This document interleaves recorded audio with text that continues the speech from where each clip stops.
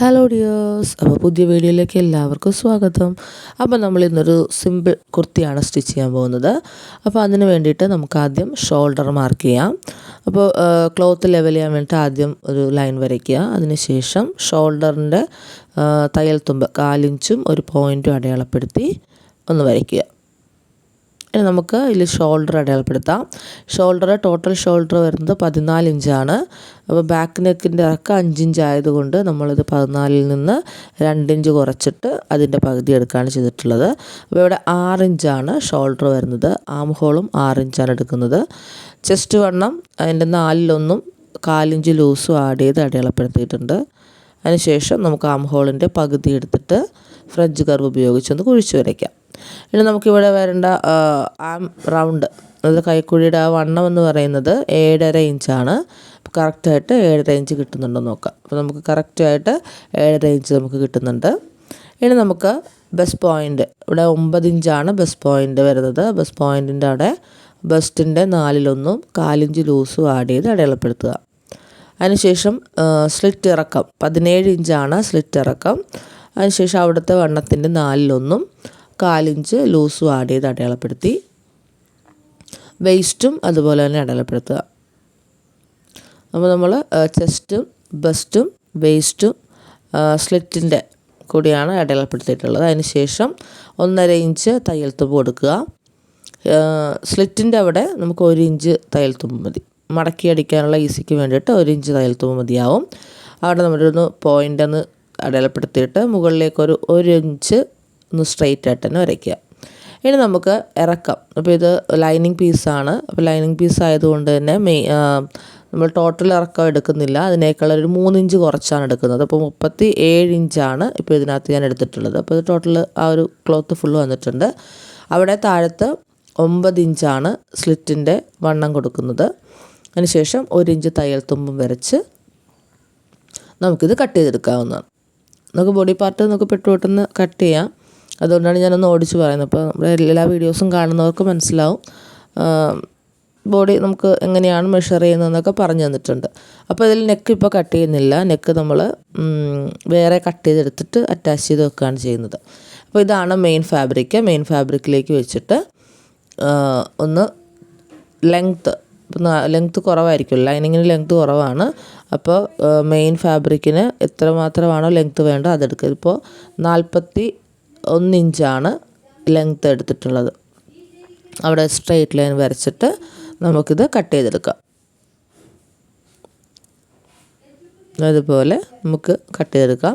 Cut ചെയ്തെടുത്തതിന് ശേഷം back piece മാറ്റുക, ഫ്രണ്ട് പീസ് ഒന്ന് കുഴിച്ച് വെട്ടണം. അപ്പോൾ ഫ്രണ്ടിൻ്റെ ലൈനിങ്ങും മെയിൻ ക്ലോത്തും എടുത്തിട്ട് ഒരു 1/2 ഇഞ്ച് മുൻപിലേക്ക് മാറ്റി അടയാളപ്പെടുത്തുക. അതിനുശേഷം ആ ലൈനിൻ്റെ പകുതി എടുത്തിട്ട് ഫ്രഞ്ച് കർവ് ഉപയോഗിച്ച് കുഴിച്ച് വരച്ചിട്ട് വെട്ടുക. ഇനി നമുക്ക് സ്ലീവ് ചെയ്യാം. സ്ലീവ് ചെയ്യുമ്പോൾ ഞാനിപ്പോൾ ജസ്റ്റ് ഒരു ന്യൂസ് പേപ്പറിൽ കട്ട് ചെയ്ത് കാണിക്കാം. അത് നമുക്ക് കൈയുടെ വണ്ണത്തിൻ്റെ പോയിൻ്റ് വരുന്നതും അതുപോലെ ഒരു 3.5 ഇഞ്ച് ഇറക്കവും വരുന്ന പോയിൻ്റ് ജോയിൻ ചെയ്യുന്നതാണ് താഴത്തെ പോയിൻ്റ് വരുന്നത്. മുകളിലത്തെ പോയിൻ്റ് എന്ന് പറഞ്ഞാൽ ആ വണ്ണത്തിൻ്റെ പകുതിയും താഴത്തെ 3.5യുടെ പകുതിയും കൂടി ജോയിൻ ചെയ്യുന്ന പോയിൻ്റാണ് മുകളിൽ.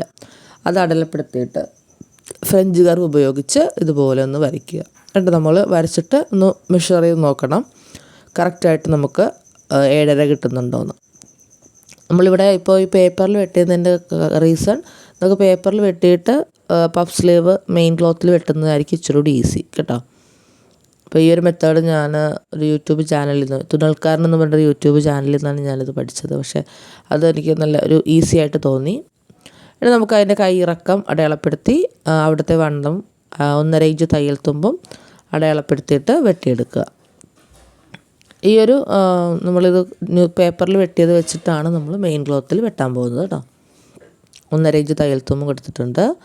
ഇനി അത് വരച്ചിട്ട് വെട്ടിയെടുക്കുക.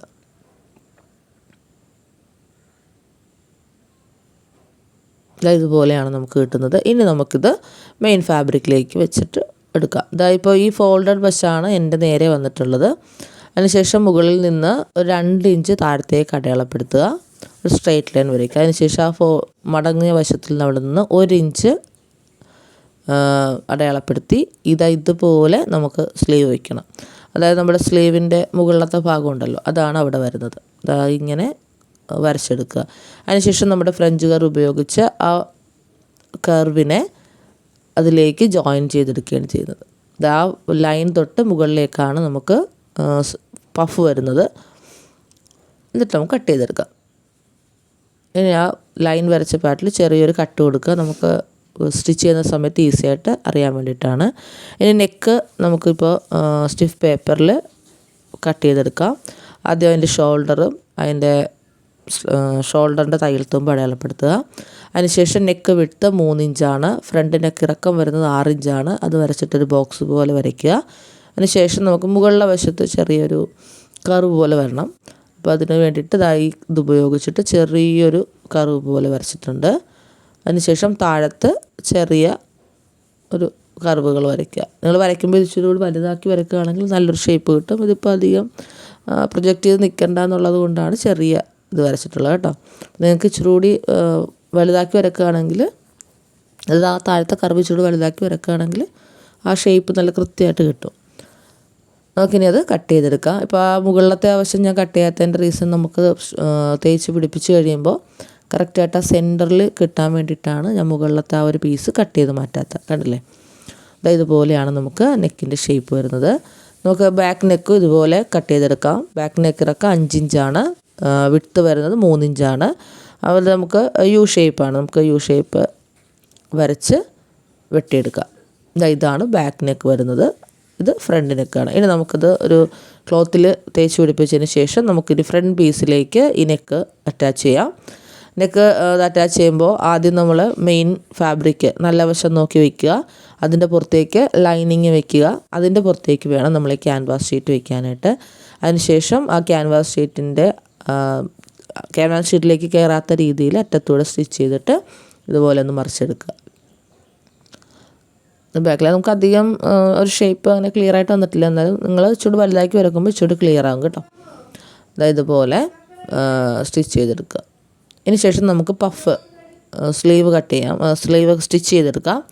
അതിന് വേണ്ടിയിട്ട് നമുക്ക് ആദ്യം തന്നെ ആ സ്ലീവ് എടുത്തിട്ട് അതിൻ്റെ സെൻറ്റർ പാർട്ട് ഉണ്ടല്ലോ, അത് നമുക്ക് ഷോൾഡറിൻ്റെ ആദ്യം അവിടെ ഒന്നിങ്ങനെ വയ്ക്കാൻ. വെച്ചതിന് ശേഷം നമ്മൾ ആ ഒരു സ്ലീവ് പഫ് വരുന്ന അത്രയും വരെ നമ്മൾ കട്ട് ചെയ്തിട്ടുണ്ടായിരുന്നല്ലോ, അവിടെ വരെ നമുക്കിത് ഇതുപോലെ ഇങ്ങനെ ചുരുക്കിട്ട് കൊടുക്കുക. ചുരുക്കിടുമ്പോൾ ശ്രദ്ധിക്കുക, 2 വശം ഓപ്പോസിറ്റ് അതായത് ഒരു സൈഡിൽ നിന്ന് മുകളിലേക്കാണ് മടക്കുന്നതെങ്കിൽ അപ്പർ സൈഡ് വരുമ്പോൾ താഴത്തേക്ക് മടക്കണം. ആ ഒരു അപ്പർ സൈഡിൽ മുകളിലേക്ക് തന്നെ മടക്കണം. അപ്പോൾ ഒരു ഓപ്പോസിറ്റ് ഡയറക്ഷനിലിരിക്കുമ്പോൾ കാണാൻ ഇച്ചിരി ഭംഗിയുണ്ടാവും. എന്നിട്ട് ഇതുപോലെ നമുക്കൊന്ന് സ്റ്റിച്ച് ചെയ്തെടുക്കാം. ഡബിൾ സ്റ്റിച്ച് കൊടുക്കാൻ മറന്നു പോകരുത്. എപ്പോഴും 2 പ്രാവശ്യം സ്റ്റിച്ച് ചെയ്ത് കൊടുത്തിരിക്കണം. ഇതുപോലെ ആയിരിക്കും നമുക്ക് പഫ് കിട്ടുന്നത്. അപ്പോൾ ഒന്നുകൂടി സ്റ്റിച്ച് ചെയ്തതിന് ശേഷം നമുക്ക് താഴത്തെ വശം ഒന്ന് മടക്കിയടിക്കാം. ഇത്രയേ ഉള്ളൂ നമുക്ക് പഫിൻ്റെ സ്റ്റിച്ച് വരുന്നത്. ഇത്ര സ്റ്റിച്ച് ചെയ്തതിന് ശേഷം നമുക്ക് സൈഡ് ജോയിൻ ചെയ്ത് സ്ലിറ്റും കൂടി അടിച്ചു കഴിഞ്ഞാൽ കംപ്ലീറ്റ് ആവും. ഓക്കെ,